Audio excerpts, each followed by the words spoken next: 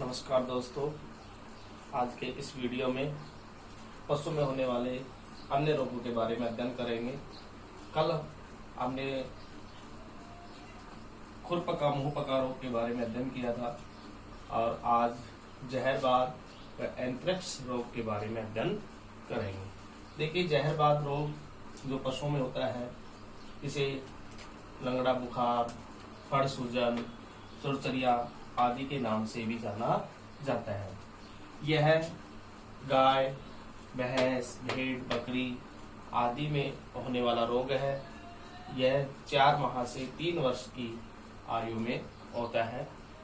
ये संक्रमित दूषित चारा, पानी आदि खाने से और बीमार पशु के संपर्क में आने से ये रोग होता है। बीमारी फैलने का माध्यम क्या है? देखिए, संक्रमित चारा, पानी आदि का सेवन करने से उसमें बीजाणु उत्पन्न होते हैं, तो वो बीजाणु आहार नाल में चले जाते हैं। संक्रमित मिट्टी व चारागाह से भी यह जहरबाद रोग होता है।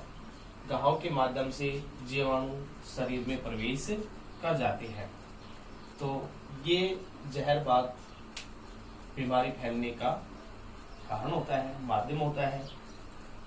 इस रोग के जो कारक है कि कौन कौन से कारक है जिसके द्वारा ये रोग फैलता है, तो क्लोस्ट्रीडियम सोवियाई एक कारक है, इसके द्वारा यह पशुओं में फैलता है। ये किस अंग को प्रभावित करता है? तो पशु के जो शारीरिक शरीर का जो मांसल भाग होता है, जिस भाग में मांस अधिक होता है, तो उस भाग को ये अधिक प्रभावित करता है। जैसे गर्दन है, कंधे हैं, पुट्ठे हैं, तो इनको ये अधिक प्रभावित करता है। इसके रोगी पशु में क्या क्या लक्षण दिखाई देते हैं? तो जहरबाद के लक्षण देखिए, शरीर का तापमान 104 डिग्री से 6 डिग्री फ़ारेनहाइट होता है। तेज बुखार आता है। कंधे, गर्दन, सूजन आ जाती है। कंधे के ऊपर, गर्दन पर, अन्य स्थान पर सूजन होता है। सूजन दबाने पर चरचर की आवाज आती है। जहाँ सूजन होता है तो उसको हम ऐसे दबा करके देखते हैं तो वहां पर चरचर की आवाज आती है। तो इस चरचर की आवाज आने के कारण इसको चुरचुरिया रोग के नाम से भी जाना जाता है। इसके अलावा लक्षण है, सूजन के स्थान पर चीरा लगाए जाए तो वहां काले रंग का झागदार ब्लड निकलता है, उसमें बदबू आती है और उस बदबू की वजह से भी ये भयंकर बीमारी उत्पन्न होती है। ये इसके लक्षण दिखाई देते हैं।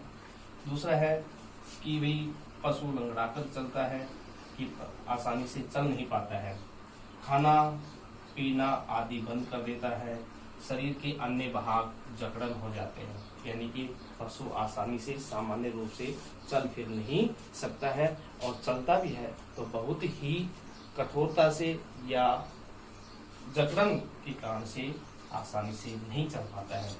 इस जहरबाद रोग के जो उपचार है, इसे के लिए हमें क्या उपचार करना चाहिए कि पीपीएफ, प्रोकेन, पेनिसिलिन, हॉर्ट, पीपीएफ, प्रोकेन, पेनिसिलिन, हॉर्ट जो 80 लाख होता है, उसका इंजेक्शन हमें देना चाहिए। एविल के साथ 10 ml एविल के साथ में ये इंजेक्शन दिया जा सकता है। इसका घोल बना करके जो सूजन होता है, तो उस सूजन पर अंतःपेशी 3 दिन के तक लगातार इंजेक्शन लगाना चाहिए। इसके अलावा सूजन कम करने के लिए भी हम प्रेडनिसोलोन 15 ml को 10 ml डेकासोन के साथ में मिला करके हम लगा सकते हैं। और दर्द होता है तो दर्द को कम करने के लिए लीमोवेट 15 ml का इंजेक्शन लगा सकते हैं, और इस प्रकार से इसका हम उपचार कर सकते हैं। इसके प्रारंभिक जो बचाव है कि जो जहरबाद रोग उत्पन्न नहीं हो, तो इसके बचाव के लिए हमें क्या करना चाहिए कि जून माह के अंदर BQ 5 ml का टीका पशु को लगाना चाहिए। इसके अलावा क्या है कि जो जहरबाद रोग से पशु मर जाता है तो उस मृत पशु को गाड़ देना चाहिए या जला देना चाहिए। स्वस्थ पशु को है वो रोगी पशु से उसको अलग रखना चाहिए। रोगग्रस्त जो पशु है उसके जो स्राव होते हैं उनको भी जला देना चाहिए। पशुशाला की या तो लाल दवा होती है उसके द्वारा या फिनाइल होता है तो फिनाइल से उसकी सफाई करनी चाहिए। दूसरा आता है एंथ्रेक्स रोग। एंथ्रेक्स रोग इसे जहरी बुखार या तिल्ली रोग के नाम से भी जाना जाता है। यह भेड़, बकरी, गाय, भैंस आदि के अंदर होने वाला रोग है। ये संक्रमण से फैलता है। तो संक्रमण फैलने का जो माध्यम होता है किस किस माध्यम होता है, जो संक्रमित चारा पशु खाता है उसके द्वारा, दूषित पानी पीता है उसके द्वारा, या दूषित मिट्टी है तो उसके द्वारा ये रोग फैलता है। तो संक्रमित चारा, पानी, मिट्टी आदि से फैलता है। इसके अलावा क्या होता है, खून चूसने वाली जो मक्खी होती है वो रोगी पशु का खून चूस करके स्वस्थ पशु के ऊपर जाकर बैठती है तो वहां पर भी यूं खून चूसती है। तो इस प्रकार से एक पशु से दूसरे पशु में ये स्थानांतरित हो जाता है। घाव है, चोट है, तो घाव और चोट के द्वारा भी पशु संक्रमित हो जाता है। इस रोग का जो कारक है कि भी कौन से कारक के द्वारा ये रोग फैलता है, ये क्वेश्चन कई बार पूछ लिया जाता है। तो बेसिलस एंथ्रेसिस जीवाणु है। तो बेसिलस एंथ्रेसिस जीवाणु के द्वारा यह एंथ्रेक्स रोग होता है। रोगी पशु रक्त व उत्तक, जो उत्तक होते हैं, बाल है, खाल है, ऊन से निकलने वाले जो सभी स्राव होते हैं तो उनके द्वारा भी ये फैलता है। उनसे ये एंथ्रेक्स रोग है ये फैलता है।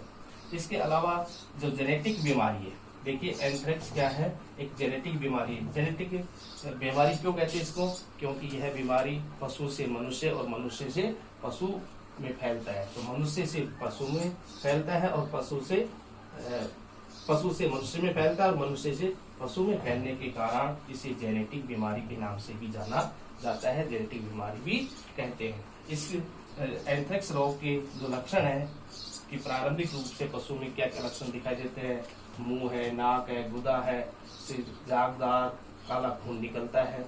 इसके अलावा शरीर का तापमान 105 डिग्री से 107 डिग्री फारेनहाइट होता है।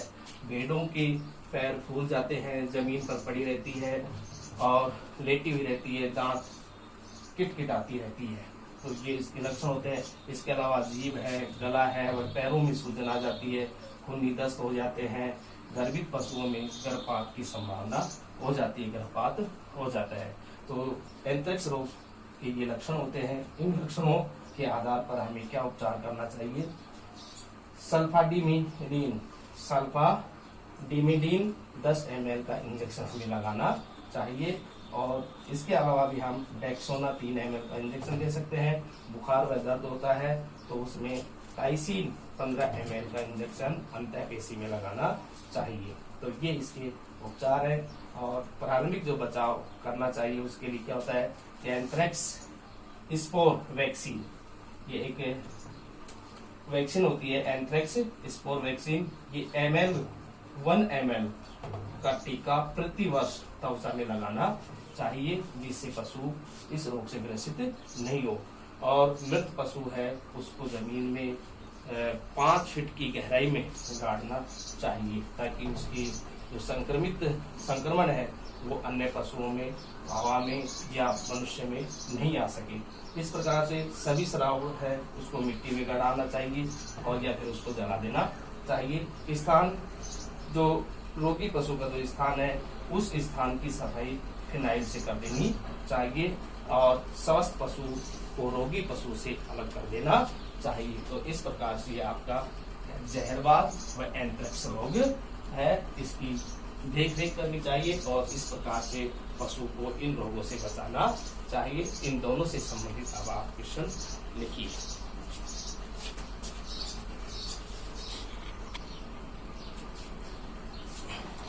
तो इससे संबंधित ये आपके क्वेश्चन है कि पहला क्वेश्चन आता है जहरबाद रोग के मुख्य लक्षण लिखिए। कि जहरबाद रोग होता है उसके मुख्य लक्षण कौन कौन से हैं उनको लिखना है। दूसरा क्वेश्चन है एंथ्रेक्स रोग के कारण, लक्षण, उपचार व रोकथाम लिखिए। तो तीसरा क्वेश्चन है जहरबाद रोग के उपचार लिखिए कि जो पशुओं में जहरबाद हो जाता है तो उस रोग के उपचार क्या करने चाहिए, तो उन उपचारों को आपको लिखना है। ये 3 क्वेश्चन आपको कंप्लीट करना है। धन्यवाद।